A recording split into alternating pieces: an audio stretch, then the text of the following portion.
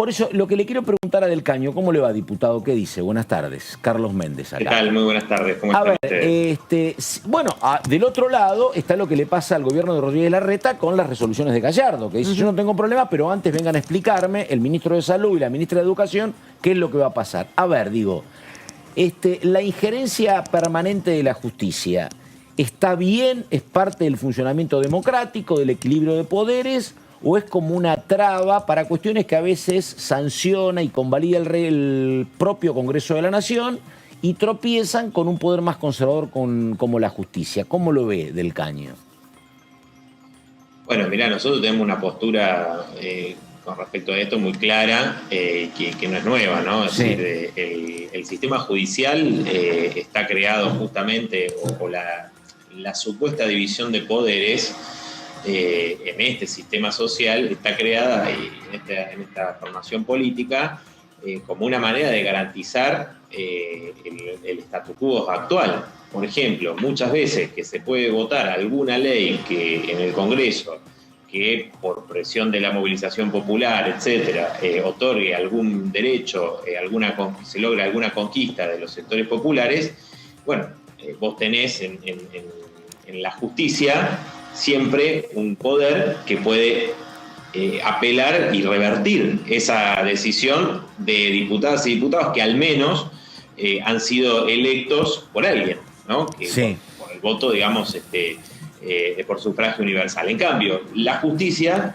es un poder que tiene que ver con las componendas políticas de los partidos, los principales partidos, y que no son electos de manera directa. Ese es uno de los planteos que nosotros hacemos. O sea, la elección directa de jueces es uno de los planteos, además de la revocabilidad, además de que tienen que tener un ingreso que sea el de un trabajador calificado y no lo que es actualmente, ¿no es cierto? O sea, enormes privilegios. Y por supuesto, digo, esto modificaría mucho el poder actual que tienen, por ejemplo, los jueces federales, ¿no? Que concentran un enorme poder, y en ese sentido este planteo apunta a revertir esto. Y por otra parte, la aplicación, por ejemplo, en el fuero federal, de los juicios por jurado. Si bien en algunos distritos, instancias provinciales se aplican los juicios por jurado, al nivel de la justicia federal no hay ni siquiera una mirada popular de la justicia, ¿no?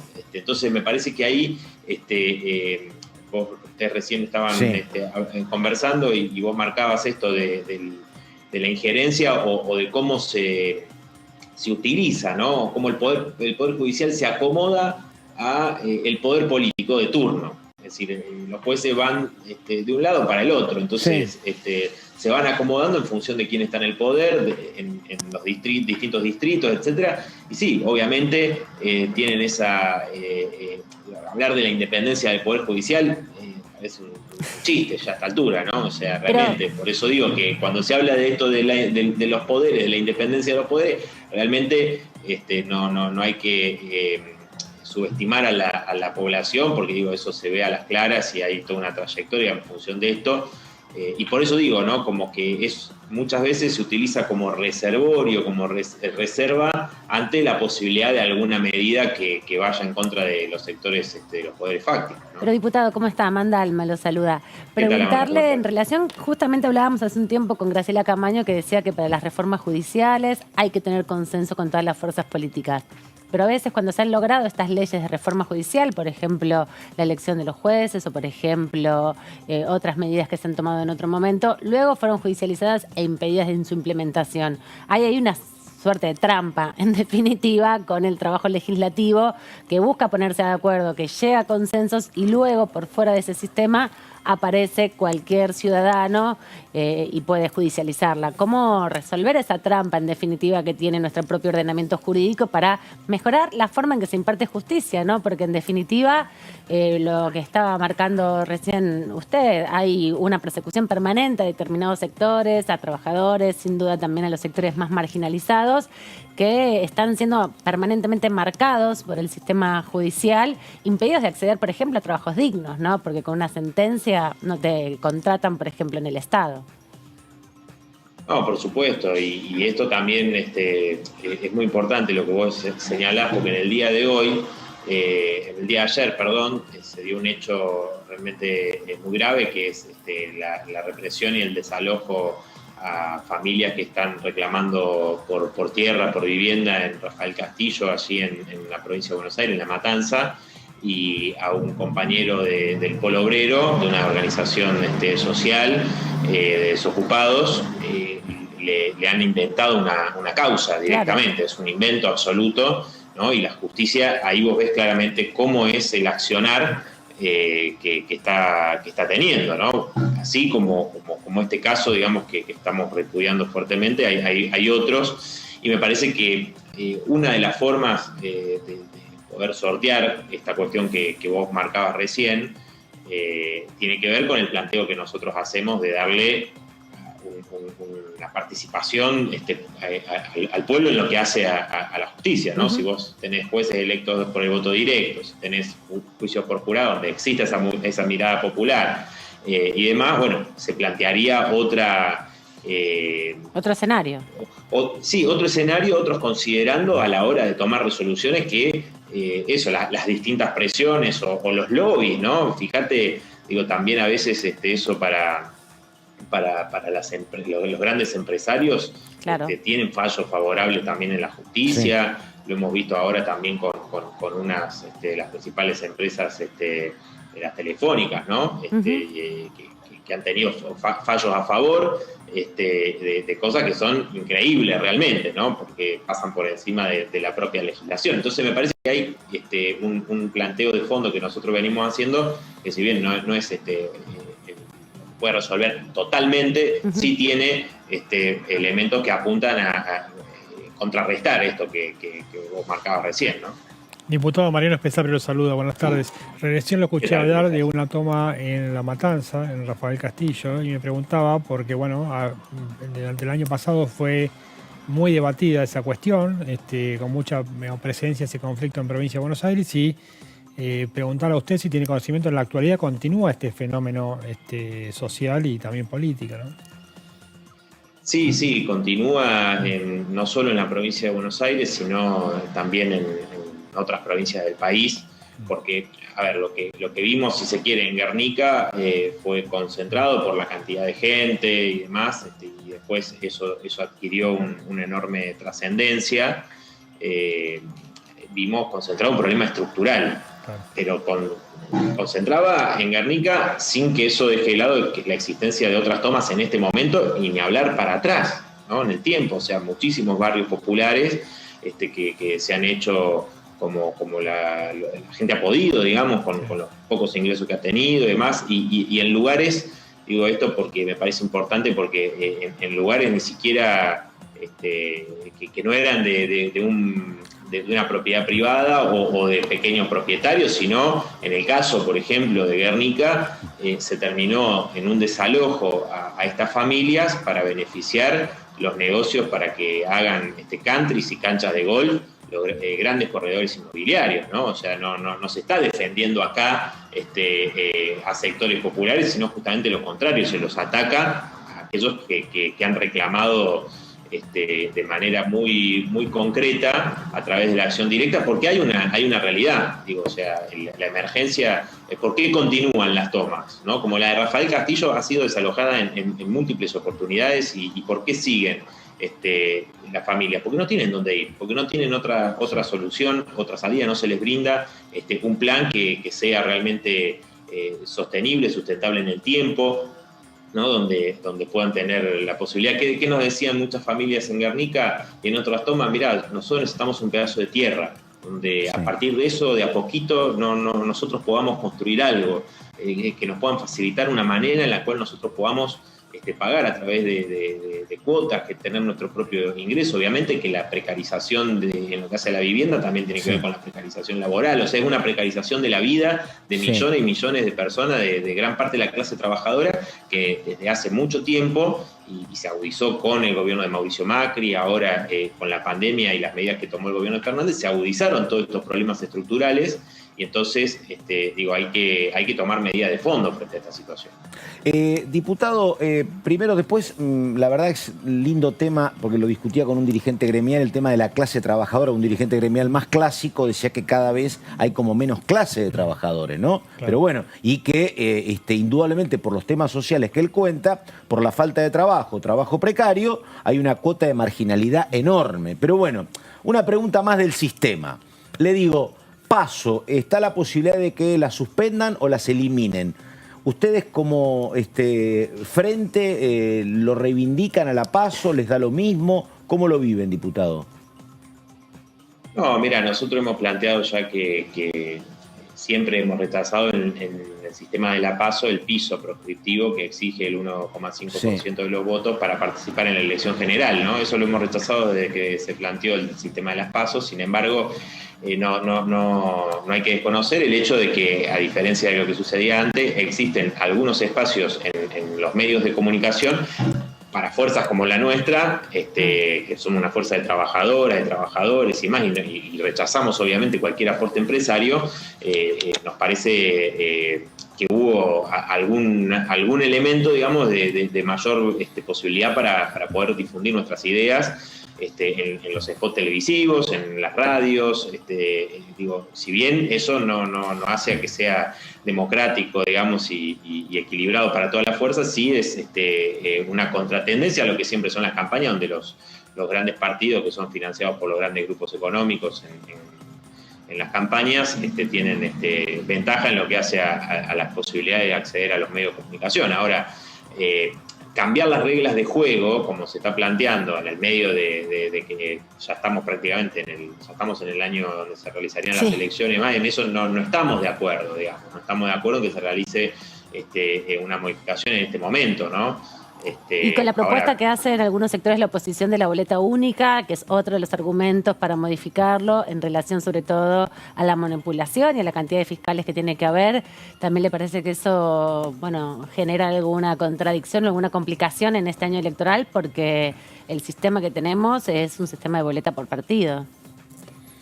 No, bueno, nosotros no estaríamos en desacuerdo. De hecho, hemos planteado en otras instancias también el tema de la boleta única. No nos parece que esa es una alternativa.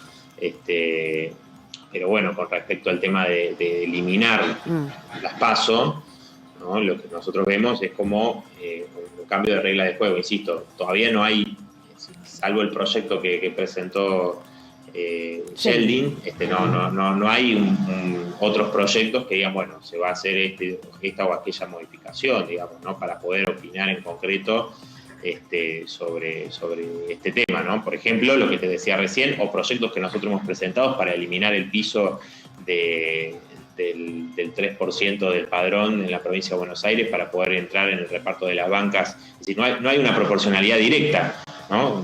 En varias elecciones antes del 2013, el Frente de Izquierda no obtuvo legisladores en la Cámara de Diputados, fue producto de este piso, porque si vos lo hacías por un sistema directo, por un don directo, podríamos haber ingresado a la Cámara, y eso perjudica a las fuerzas que somos minorías, ¿no? Entonces creo que ese es uno de los puntos que nosotros hemos planteado ya hace tiempo, ¿no?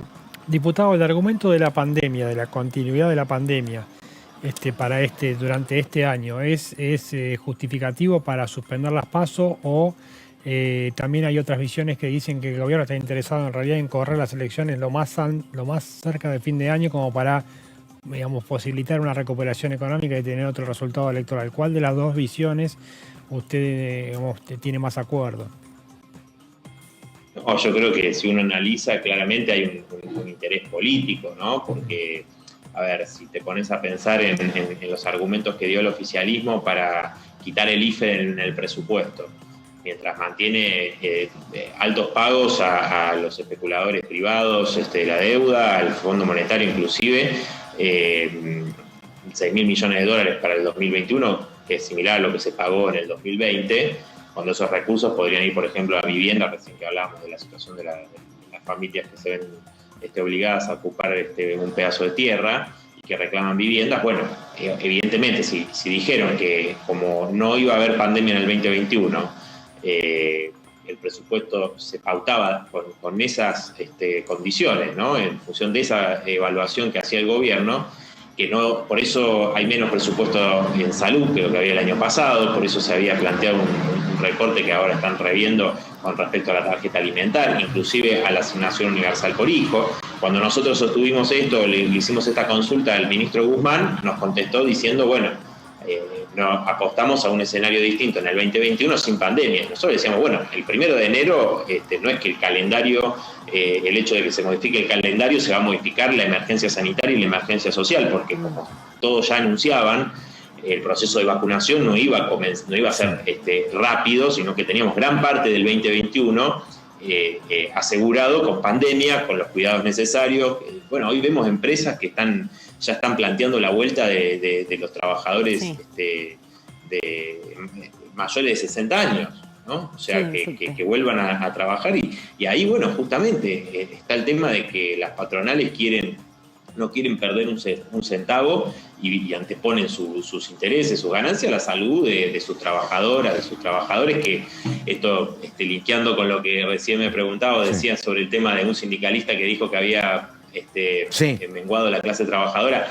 Bueno, realmente que un sindicalista diga eso es porque desconoce realmente las transformaciones en el trabajo, no solo en Argentina, sino a nivel mundial. Sí. Hay fuertes estudios que indican que hay una nueva morfología, mayor precarización laboral. Exactamente, a eso se refería. Hay mayor precarización laboral, pero desde el punto de vista de la fuerza social de la clase trabajadora y de su expansión y extensión, ni hablemos de China, por ejemplo, que incorporó enormes cantidades de sectores del campesinado a las fuerzas asalariadas en las grandes ciudades, me parece que contrario, ¿no? Y inclusive en el propio Estados Unidos, donde se viene dando un proceso huelguístico y los sectores estratégicos, nuevos sectores como los de la logística, por ejemplo, que vienen de realizar una huelga muy importante, ahí se ve que en realidad hay una nueva reconfiguración, donde hay otros sectores que adquirieron más peso, que quizás antes no existían o tenían un peso menor, pero bueno, parece importante remarcar eso. Eso no significa que no haya una fuerte fragmentación que se ha dado bajo el neoliberalismo, que no sean cosas que realmente hay que proponerse, y eso surge todo el tiempo, ¿no? En cada conflicto de trabajadores y trabajadoras, cómo unirse al que está efectivo, al que está contratado, el tema de la desocupación también, obviamente la unidad con aquellos hermanos de clase que ni siquiera le dan el derecho de ser explotado para tener un salario y llevar algo de comida a su casa, ¿no? Así que la verdad que en ese sentido es importante esta aclaración, pero me parece que no hay... Desde el punto de vista del planteo de que la suspensión de las PASO tiene que ver con la pandemia, es completamente contradictorio a los argumentos que dieron para eliminar el IFE, por ejemplo, en el 2021, ¿no? Dijeron que no iba a haber pandemia. Le quería preguntar, aprovechar estos últimos minutos, esta semana vino el ministro de Salud, Ginés González García, usted participó en la comisión, fue parte, habló, de hecho, hizo preguntas. Quería preguntarle un poco la conclusión de ese encuentro, si le parece que las argumentaciones con respecto, sobre todo, a la imposibilidad de conseguir las dosis necesarias para la vacunación en Argentina, le satisfacieron en algún momento, ¿no? En algún sentido, lo que decía el ministro, esta guerra fría, como planteó él, en términos de la disputa geopolítica que se está dando, y bueno, el lugar de Latinoamérica también como una región que negoció de manera atomizada, en definitiva, el proceso de las vacunas, de la adquisición de las vacunas. Bueno, mira, nosotros fuimos justamente con un planteo que tiene que ver con esta forma de negociación atomizada y el hecho de que Argentina no haya elevado en ninguno de los organismos internacionales donde está presente un planteo sobre el tema de las patentes, ¿no? de la liberalización de las patentes como una necesidad y de los derechos intelectuales de las vacunas como un reclamo que hicieron, Argentina acompañó silenciosamente el planteo y la moción que hicieron la India y Sudáfrica en una instancia de la Organización Mundial del Comercio, planteando esta cuestión de la liberalización de las patentes, ¿no? Porque si uno piensa que Argentina, si tiene una transferencia tecnológica, rápidamente podría fabricar la vacuna. Claro. O sea, que podríamos adelantar enormemente. Bueno, y ese planteo, obviamente, no solamente hecho por la Argentina, sino junto a otros pueblos de América Latina, que es una de las regiones más castigadas por la pandemia, por la desigualdad que aumentó en este año de pandemia, más aún. Entonces me parece que es un planteo que no fue respondido satisfactoriamente, en el sentido que la orientación que planteó Ginés, el ministro Ginés, va en otra perspectiva. Él dijo, bueno, no se puede hacer nada frente a esta situación, más que tratar de lograr un mejor acceso a lo que hay, pero no se puede hacer un planteo en ese sentido, ¿no? Me parece que ahí el gobierno termina preso de esta situación sin marcar a las claras algo que incluso Médicos Sin Fronteras también marcó esto, apoyó la moción de India, Sudáfrica, y es algo que a partir de la movilización de los pueblos oprimidos del mundo, etcétera, obviamente que se podría dar, y esto no es algo que planteamos nosotros, la izquierda. Hace 70 años, Jonas Salk, que fue quien creó la vacuna contra la polio, renunció a las patentes, que eran miles de millones de dólares, y dijo, no, ¿cómo? Le preguntaron, dijo, no hay patente, ¿acaso se pueda patentar el sol? Dijo, como que era un bien de la humanidad, una vacuna para eliminar una pandemia, en este caso, que nos sigue azotando con nuevas olas, con nuevas cepas que son aún más contagiosas. Entonces, frente a esa situación, nosotros tratamos de preguntarle al ministro si iba a haber si se iba a revertir esto, o inclusive la vacuna Sputnik V, que ya nos enteramos que Rusia estaría negociando con laboratorios privados de la Argentina. Bueno, ¿por qué no a través de liberar la patente para que lo pueda hacer directamente el Estado con la cantidad de científicos, laboratorios públicos que hay? De laboratorios públicos, de universidades, o sea, podríamos perfectamente hacerlo, como muchos otros países que también lo podrían hacer y no lo hacen, y eso lleva a la realidad que tenemos hoy, ¿no? Ahora, diputado, usted dice que si se abren las patentes, ese sistema de laboratorios públicos puede suplantar la investigación de los privados. Digamos que si usted abre las patentes y los privados dejan de investigar y dejan de producir las vacunas, el sistema público, los estados pueden suplantar eso con la misma efectividad, más allá de la cuestión comercial en la que estamos de acuerdo, diputado, pero yo digo en la parte científica. Yo creo que hay que declarar de utilidad pública todo lo que tiene que ver con los laboratorios y con la salud privada. Obviamente, al menos durante la pandemia, inclusive ese planteo lo había hecho el propio ministro, que la última vez que había estado en el mes de abril, y el día siguiente, bueno, al reunirse con los empresarios de la salud, nos enteramos que lo que nos había comentado el día anterior en la comisión y lo había planteado como algo importante, y nosotros coincidíamos en ese punto, lo desestimó después de esa reunión. Pero me parece que si vos ves, por ejemplo, Moderna, ¿no? Sí. La vacuna de Moderna, casi el 100% de los aportes fueron públicos. O sea, ha habido un montón de aportes en recursos humanos, científicos, de investigación y económicos de los estados a estos grandes laboratorios, Entonces, me parece que ahí hay una trampa, me parece. Ahí hay un hecho que no podemos negar, que es que los estados han puesto montones de recursos y después la ganancia, se llevan, para llevarse ganancias, te ponen la apropiación privada de las patentes, de los derechos intelectuales. O no entregan las vacunas, no entregan las dosis que se comprometieron. Claro, incumplen directamente con los propios acuerdos y contratos que se habían realizado. Bueno, Pfizer dijo que espera ganar 15.000 ingresos por 15.000 millones de dólares ahora en este año, y fíjate que no aceptó, querían más condicionamientos todavía para firmar contrato con la Argentina, más condicionamientos todavía de los que ya se impusieron, que el propio ministro Ginés reconoció, dijo, la ley que se votó en el Congreso, que yo le aclaré que nosotros no la habíamos apoyado porque había sido por unanimidad, sí apoyó en su mayoría el bloque Juntos por el Cambio. Bueno, él dijo, hicimos una ley que era la ley que nos pedían los laboratorios, lo dijo directamente. Bueno, algunos se fueron de mambo, como Pfizer, y ya querían mucho más. Entonces, digamos, me parece que, por la pregunta tuya, me parece que todo lo que puedan haber tenido de investigación y demás, los laboratorios privados, que muchos laboratorios privados y demás se apropiaron de información que había anterior, ¿no? Que habían hecho los estados y centros públicos de salud, laboratorios, etcétera, públicos, que no es que la vacuna de repente, si bien hay una gran innovación, obviamente, pero acá lo motoriza la competencia de estos laboratorios y no la necesidad social y en este caso universal, digamos, ¿no? Sino que hay ese interés por detrás.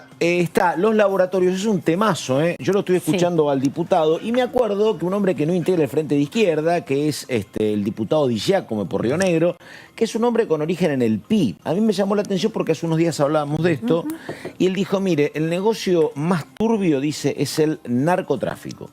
En segundo lugar, dijo, la venta de armamentos y ahí nomás el negocio de los laboratorios. El mismo modelo de negocio. Un diputado nacional que no es del Frente de Izquierda, Di Giacomo, así que bueno, nada, me llamó la atención. Alguna vez había escuchado alguna cuestión parecida, pero nada.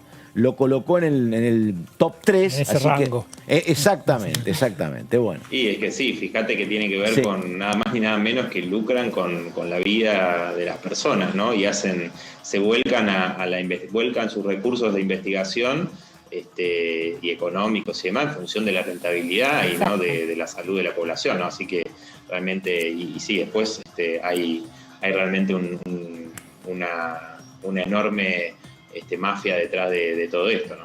Ahí estamos. El diputado Nicolás del Caño, no hay ninguna pregunta más, ¿no? Para ahora Así que bueno. Diputado, muchas gracias y buenas tardes, ¿eh? No, muchas gracias a ustedes como siempre, les mando un gran abrazo. Gracias. Bueno, y el turno ahora.